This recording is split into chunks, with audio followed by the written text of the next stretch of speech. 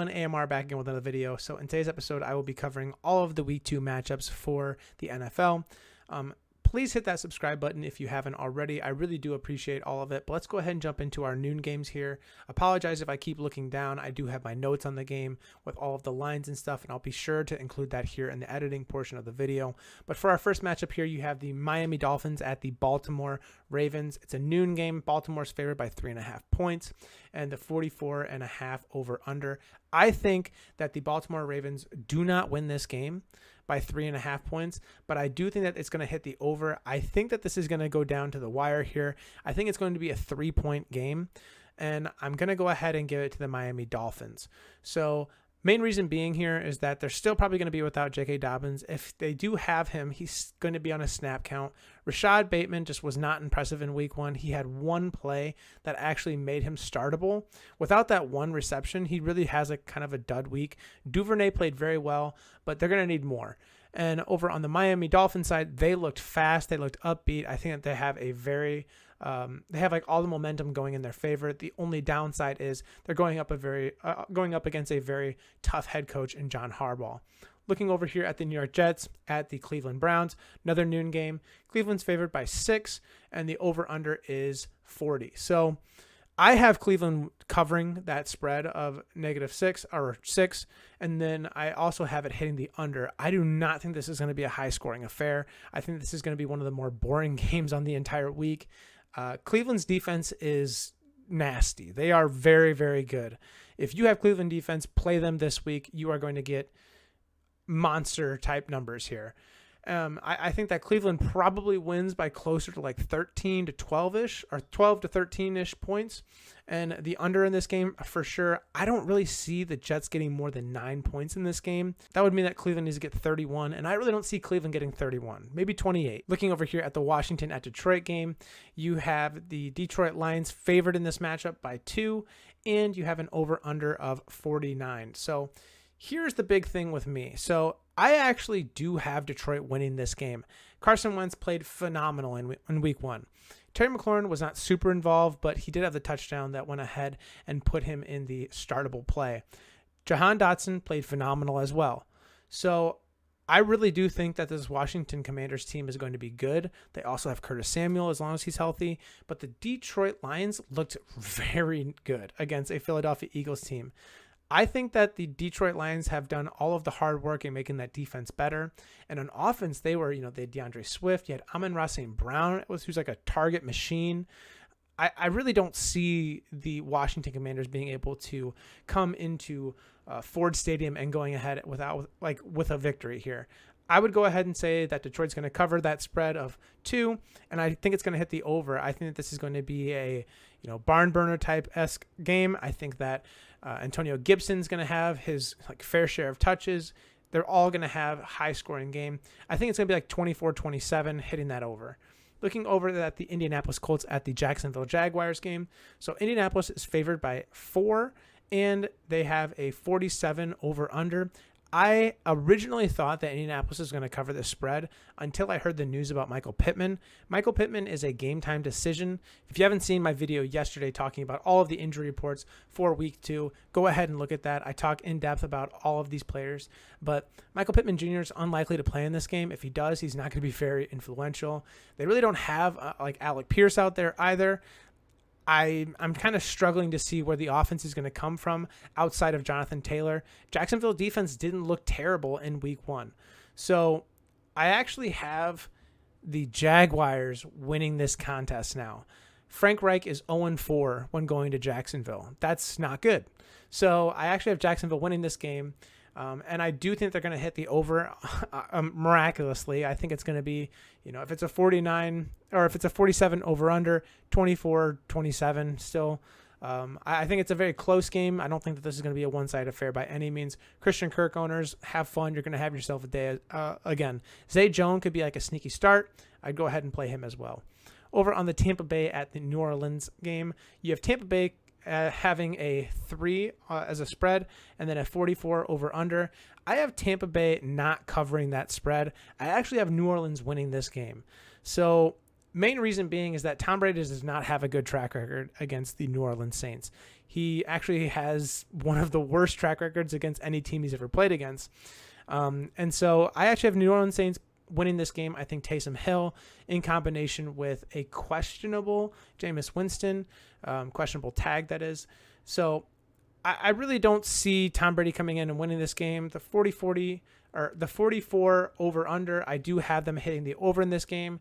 If the New Orleans Saints do go ahead and win this game, it is going to be a knockdown, drag-out type affair, and we love that as fantasy owners. Looking over here at Carolina at the New York Giants. Giants are favored by 2.5, 43 over under. I have the Giants covering that spread as well as hitting the under of 43. So main reason here is Wan'Dale Robinson's ruled out. Kadarius Toney's questionable. You have Daniel Jones still as a quarterback. Saquon Barkley is literally the only saving grace of this offense, and that's a big saving grace. He played phenomenal in week 1. Carolina, they have Christian McCaffrey. They got Baker, who was very unimpressive in week 1. Robbie Anderson had like a bit of an outlier game. He's known for that. And then they have DJ Moore. I don't know. I don't see this being a fun game to watch by like a long stretch here. So keep that in mind. I really think that this is going to be closer to like, a 17-14 or like 17-9 type of a game. I really think that Carolina struggles to get the ball moving again. That being said, Kayvon Thibodeau is listed as doubtful for this contest, so who really knows? Looking over at the New England Patriots at Pittsburgh. New England's favored by 1.5, and they have a 40.5 over under. I actually have the New England Patriots covering this spread. I think that Mac Jones being listed as like a full participant in practice on Friday and probably going to be starting, like that excels them so much better. Ty Montgomery, he's probably not going to play. And you have Ramondre Stevenson and Damian Harris leading that workload against a Pittsburgh Steelers defense that just lost TJ Watt for probably 6 to 8 weeks. Pittsburgh defense played phenomenal in week 1. We all kind of really knew that was going to happen. Minkah Fitzpatrick showed out. But I think that this Patriots offense is going to outweigh the Steelers defense, especially the New England Patriots defense is drastically going to outweigh this Pittsburgh Steelers offense. Najee Harris listed as questionable, Mitch Trubisky at quarterback, Deontay Johnson, who is battling an AC joint in his shoulder but made a miraculous catch in week 1. I think Pat Freiermuth is an absolute smash play this week at tight end. Super value there. But I also have them hitting the over in this contest. I think this is going to be one of the fun games to watch, maybe closer to like a 28-24 type of a game. It's going to be a close one. I really don't see it being more of a blowout, but more of a knockdown, drag out. I heard on a podcast the other week that this was going to be, back in the olden days, it was going to be a Brady versus Roethlisberger game. Kind of funny to think about where we are now. Looking here at the Atlanta Falcons visiting the Los Angeles Rams. This is starting to get into our later window here of the 305 games. The Rams are favored at 10.5. They have a 47 over under. I think that the Rams do cover this spread of 10.5. I think they are going to demolish the Falcons this week. Sean McVay losing week 1 is not acceptable in his eyes at all. This is a guy who is contemplating retiring as a head coach, and he starts out the season 0-1. This guy is an OCD freak when it comes to winning. He's going to bounce back in this game, and it's going to be in a big way. Over under 47. I think that they're going to smash the over. I'm dead serious here when I think that it could literally be like a 38-14 type of affair, and that's probably not out of the realm of possibility here. Seattle Seahawks at the San Francisco 49ers. San Francisco's favored by 10.5, and they have a 42.5 over under in this contest. It's supposed to be a pretty rainy contest, so very similar to week 1 for the 49ers. They played it in a flash flood warning in Chicago. I don't think that San Francisco is going to cover this spread. I think it's going to be closer than anticipated, especially the way that Seattle came out in week 1. So they did lose Jamal Adams in week 1. He's going to be out for the season with a torn quadricep. So that is a big blow to their defense. However, that being said, they were still phenomenal even in the absence of him. I think the injury happened early on in the third quarter, and they still managed to not let Russ cook in week 1. San Francisco, on the other side, they're going to be without Elijah Mitchell. They're having Jeff Wilson Jr. start at the running back position. I think that that's a very good play for this week, especially in the rain. George Kittle unlikely to play. But that being said, I really don't think there's going to be too much flash in the pan type of moments in this game. Going to be very slow, a lot of running, which is fine. But San Francisco's defense looks good. Seattle's defense looks good. I think that this hits the under in the 42.5. And then going over to the Cincinnati Bengals at the Dallas Cowboys. Cincinnati's favored by 7.5, and they have a 43 over under in the contest. I think that Cincinnati does not cover this line of 7.5, and I think that it's going to hit the under in the contest. Main reason: Cincinnati's offense looks great. Dallas's defense looks great. Cincinnati's defense looks Dallas's offense looks ugh. So I think that the two strengths and weaknesses of the teams match up with the other strengths and weaknesses of the teams. So there's not going to be a like, holy cow, the Bengals are going to blow them out because they don't have Dak Prescott. You're not going to get that. Dallas's biggest strength is their defense right now. So you're going to have to try and contain Joe Burrow and Jamar Chase. I don't think Cooper Rush is going to be a barn burner type play this week. Ezekiel Elliott, he didn't really do much. I mean, they have that guard. I think it's Tyson Smith, who is out for a while. I think maybe even the season. So I don't see Ezekiel Elliott being all that beneficial either. Houston at Denver. Denver's favored at 10. 46 over under. I think this is the first game where we get to see Russell Wilson actually cook. It's in the Mile High City here. I think they're going to go ahead and cover that spread of 10, and I think they're going to hit the over of 46.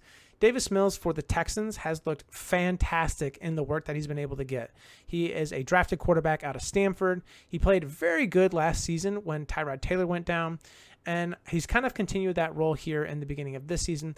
Braden Cooks, he's going to be looking at early and often. He's probably going to get Patrick Surtain covering him, so have tempered expectations. It could be a very hard matchup. That being said, Braden Cooks is known for his speed. On the other side, you have Denver. Denver is going to be trying to get Javonte Williams started early and often. Cortland Sutton, Jerry Jeudy, Russell Wilson. I think that this is a very lopsided matchup, and you're going to see Denver destroy Houston. Now we go to Arizona at Las Vegas. So Vegas is favored at 5.5, 51 over under. I actually have Vegas covering this line of 5.5, and I have it hitting the over. I think that this is going to be another really high-scoring affair, similar to what you saw last week with the Kansas City-Arizona game, and it's probably going to be very similar of a scoreline. I don't see Arizona in a state right now to be able to keep up with some of these higher divisional teams. You saw it last week with Kansas City. They had 44 points against the Arizona Cardinals. I think they had finished right around like 21, 24. And then you had the Los Angeles Chargers versus the Raiders last week. 24-19 Chargers won. I think that this is going to be a game where Devontae Adams is going to dominate. You're going to have probably a pretty good matchup here with Josh Jacobs, given that the other back in the backfield there is listed as doubtful. So I really do think this is going to be a high-scoring affair. I think that Hollywood Brown for Arizona is going to be very involved. Zach Ertz is going to be very involved. But I think that they are going to be off to a very slow start here in 2022.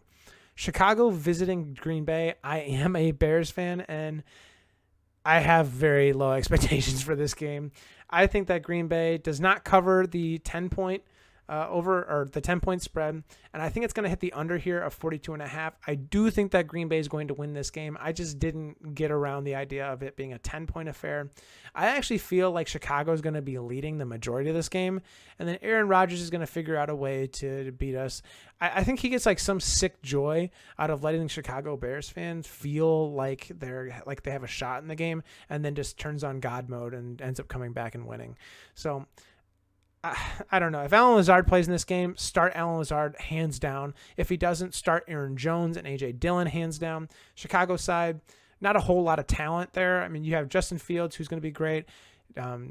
Darnell Mooney, he's going to be just fine. And then you got Dave Montgomery. I think all three of those guys are great. Outside of that, I really don't know. You got the two tight ends of Cole Kmet and Robert Tonyan. If I had to pick between the two, I'm definitely going on the Tonyan side for this week.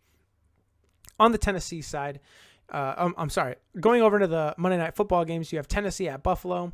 Buffalo is favored by 10, and it's a 49 over under. This is a very similar game in my eyes as the Houston at Denver. It's a very lopsided affair. I think that Buffalo does cover this spread of 10, and I think they're going to hit the over 49.5.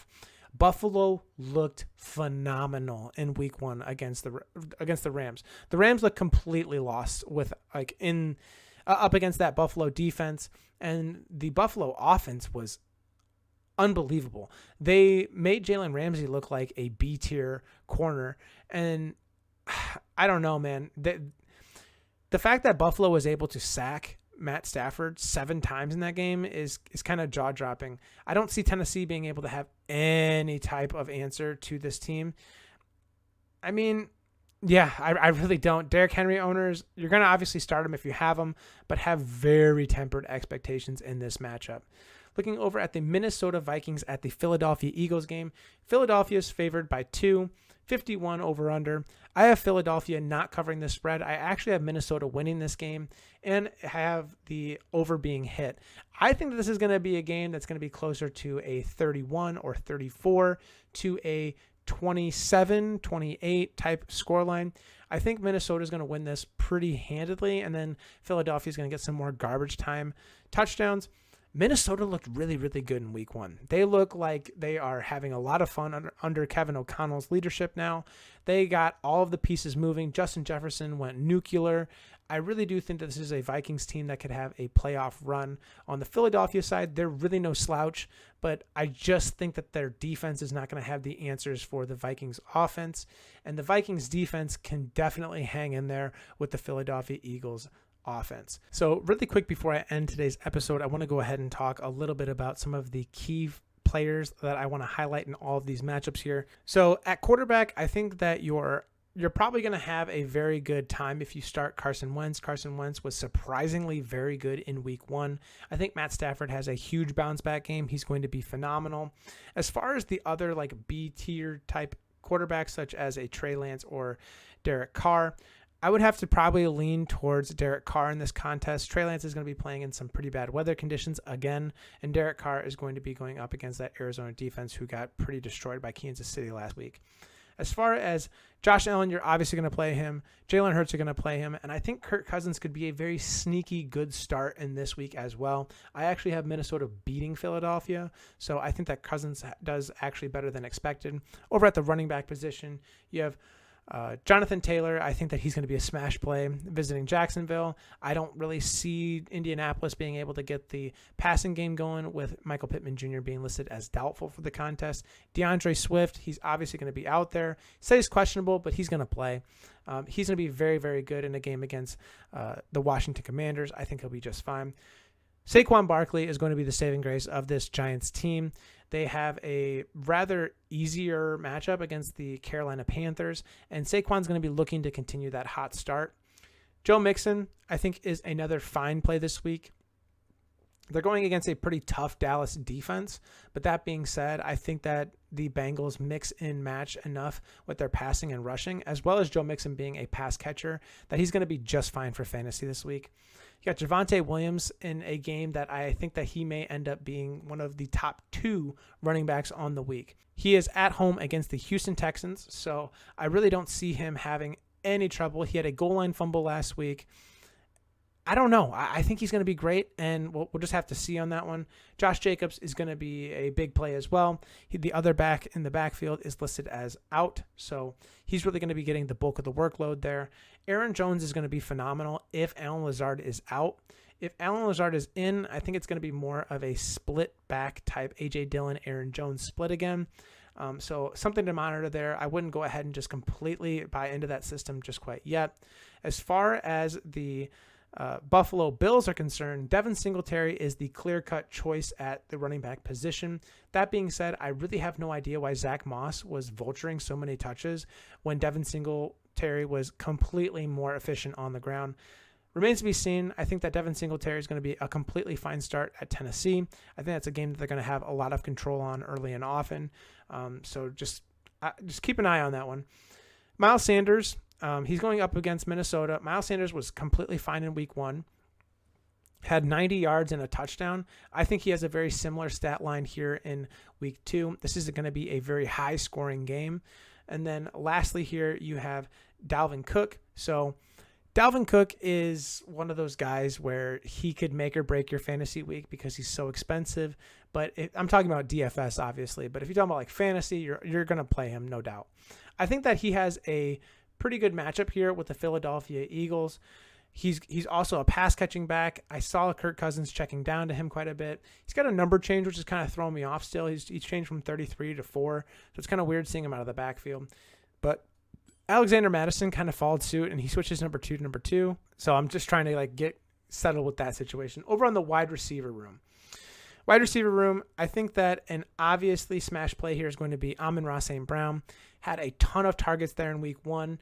I think that he is going to be vital into whether or not the Detroit Lions can go ahead and win at home against the visiting Commanders. I really do think they have a shot in winning that game. McLaurin and Dotson, I'm too scared to pick one and just go with it. I think Jahan Dotson almost had like a too good to be true week 1, and I need to sit and wait before I make a decision in week 3 and 4. Terry McLaurin really didn't have a great game until the touchdown, and he only had 2 receptions. So without the touchdown, we're having a very different conversation about him. I don't know. It's a matchup where he can clearly excel. But that being said, I really don't know. Going over at the Rams, obviously Cooper Kupp. I think Allen Robinson gets even more involved in this week. He didn't really have too many targets. I think it was like 2, and he looked pretty bad out there. So I think that he actually has a fine start here. Then you got Deebo Samuel from the San Francisco 49ers. I think I forgot to mention, but Jeff Wilson Jr. is going to be a fine smash play at running back, especially in DFS. Elijah Mitchell got announced out for this week, so Jeff Wilson will be taking the reins here at the running back room, and he's been just fine even without Elijah Mitchell in the past. So Deebo Samuel, who just reminded me because he's been getting so much rushing work as well as receiving. So I think Deebo Samuel is completely fine. Jamar Chase is going to have a field day against Dallas. I think that Trayvon Diggs kind of does too many suicide reads where he goes all in on the interception, and if he gets the wrong read, it's a touchdown. So you're going to see Jamar Chase score in this contest. Cortland Sutton and Jerry Jeudy. This is a very similar situation to the McLaurin and Dotson. I'm kind of scared to play both, but I have the confidence that Denver's going to destroy Texans this week. So I'm fine with playing Sutton and Jeudy in this contest purely for that reason alone. Looking over at the Raiders, you have Devontae Adams. Devontae Adams had 17 targets last week. He's going to have another big week here against an Arizona team that just got torched against the Chiefs. Looking at the Buffalo team, you have Diggs and Davis. If you're playing DFS, go for Gabriel Davis. He's going to be the far cheaper option, and he's probably going to score in the contest. This is a game where they're going to get ahead early against the Titans, and I really don't know how it's going to match up. Diggs is just going to be that PPR machine. And then Justin Jefferson, you're obviously going to play the guy who had literally the best fantasy week last week. And then A.J. Brown, PPR machine. I think that he does exactly the same thing here against Minnesota, and he's going to have a ton of yardage as well. Now, as far as the tight ends go, tight ends played pretty bad last week, but here in week 2, I think we have plenty of matchups where we see a different light shown. So my number 1 start at the tight end position is going to be Pat Freiermuth against the New England Patriots. I think that he is going to be just fine. He led their team in receptions and yardage last week, and I think that he gets his touchdown this week. I also think that Hunter Henry is going to be just fine. I think that Tyler Higbee is a name to watch because of how involved he was in the passing game last week when they were down against the Bills. This is the Rams Higbee I'm talking about. He had 11 targets in that contest. George Kittle, he's likely out for the game, so you want to avoid that at all costs. Darren Waller was involved but just didn't score last week. Robert Tunyon's a very good DFS type player. He's very cheap right now. It'll be his first or second game back. I can't remember from his injury. So he's going to be looking to get involved here in the offense against Chicago. And then, that's pretty much wrapping up the tight end position. So as always, if you like today's content, feel free to like, comment, subscribe. Have some time, but I'll catch you in the next one. See you.